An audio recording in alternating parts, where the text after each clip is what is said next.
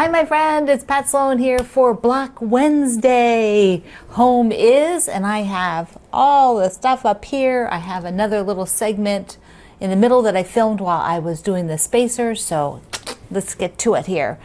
The topic for our Home is block is what's on your fridge. Okay, let me show you the block first. I am so excited about this one. There we go. This is a 12-inch block, and it's fun. I'm going to show you how it creates the alternate design when you put them together. So I just love it. It's a bunch of big half-square triangles and a 9-patch in the middle. So let's first talk about what's on your fridge. Is your fridge the place where all the artwork goes? Is it your family calendar? Do you put all kinds of things up there for everybody to find so that they know where they're supposed to be during the week or the month? Do you have it as your sort of, I don't know, I would call it like a phone book, like you would have business cards or phone numbers for the plumber, maybe you know, the local takeout places. You know, how do you use your fridge? We don't have children, and so we never kind of used it as a gallery of artwork, but lots of people do that. My parents have done it when we were kids. My parents did it for my nieces and nephews, their grandchildren. The artwork went up on the front of the fridge. They came looking for it too. They wanted to see that it was there. So my front of the fridge is basically clear, but the end of ours is out into the kitchen. It's the way the kitchen's made, so the edge is visible. So we keep a few, like a calendar up there and a few things. So that's how our fridge is used. So let me tell you a little bit more about the block.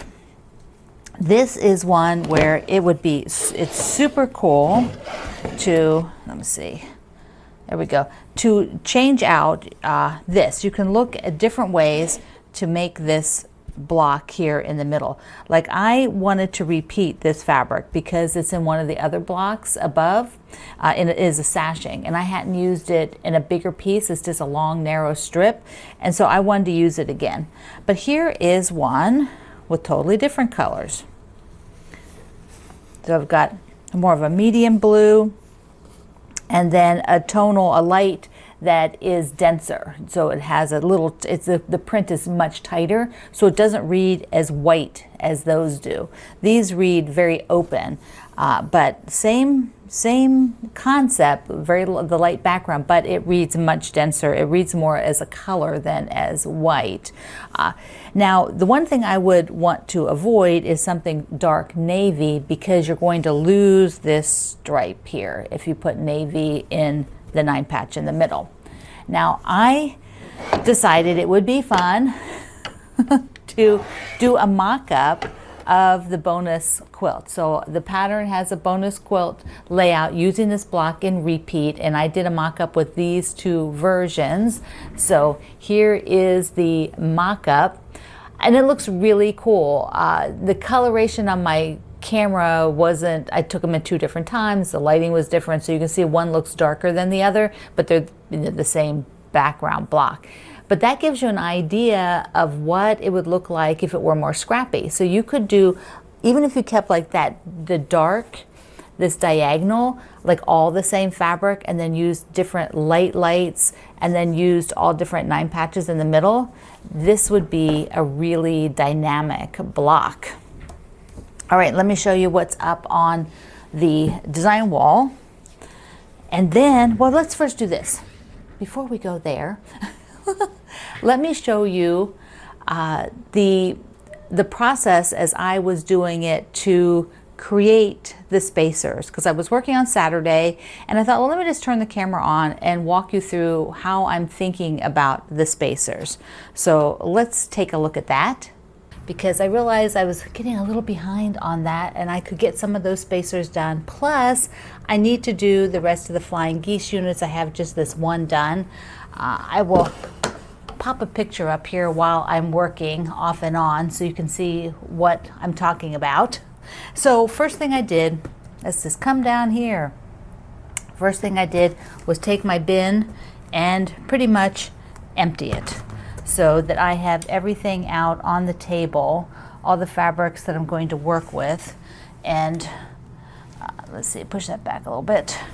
So I sorted them because I didn't really know what I had going on here.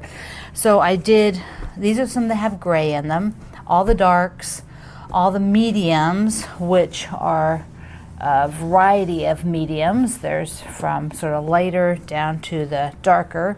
Then over here I did things that are light background with the blue on top. This little stack over here, this little stack is for the flying geese. So I sort of put them to the side because I'm going to do flying geese. Then the other thing I did was go through here and see what I'm really not going to work with. So I have these that have color. Like there's only one fabric that has, this print here has little pops of red of my Morrison Park, but everything else doesn't have other colors in it. So I decided to remove all of these that have little reds and other pops of color. So, and the other one I removed was this. Even though I love it, it doesn't have the same feel to me as everything else I'm working on. So, and I have enough. I have plenty of the other fabric, so I don't need to add that in. So those all got taken out. I found some strips folded in there. And as I'm working, I'm cutting all the little, I'm saving these crumbs. Who knows? We'll see what I do with them. So these extra little strips, I don't know if I'll use those. So then what I did was start with the colors on the wall, what was on the wall. And first thing I did was try this guy, which I thought was so cute. He does have some other little colors in it, but he's beachy, and I thought, oh, it's so cute. And I put it up and I didn't like it. So I took it down, and I think I'm going to use it in the flying geese for the geese portion, the triangle portion. Same thing happened with this one. Not that it didn't have, it just didn't work in the spot that I put it in. So I cut the strip, put it there, and was like, that's not gonna work. So we'll see if it works for the flying geese. Otherwise, it'll just be an extra strip.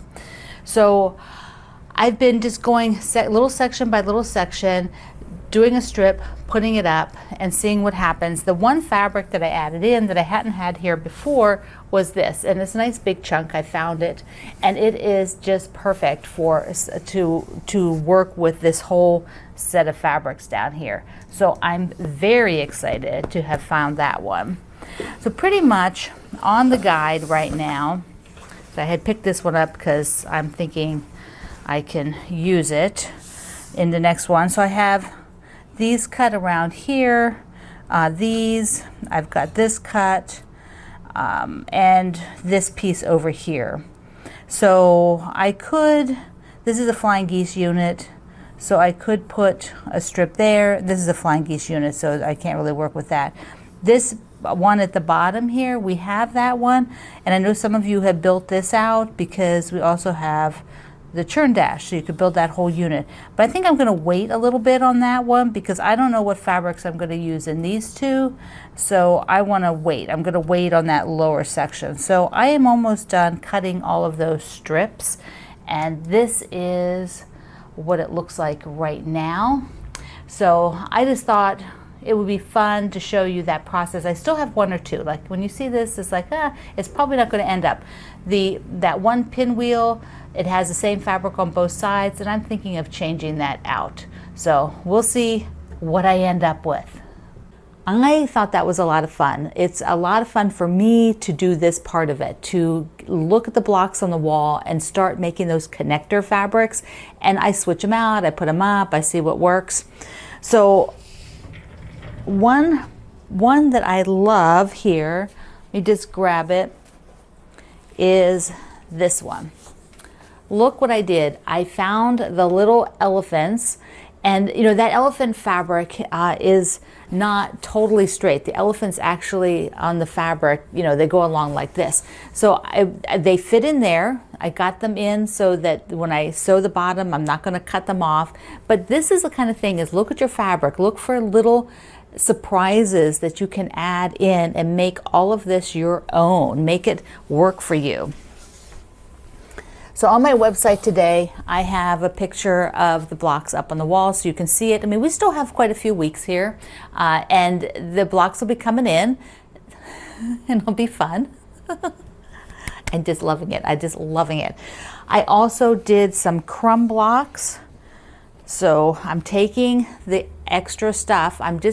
Somebody asked on the video the other day, you know, what exactly am I doing with those? Well, I'm, you know, making these crumb blocks, and I'm thinking I'm going to do it all year. Whenever I'm making something, as I get these extra pieces, you know, I am just going to sew blocks. So here are two that I did. So, you know, from the home is, and I have another partial one.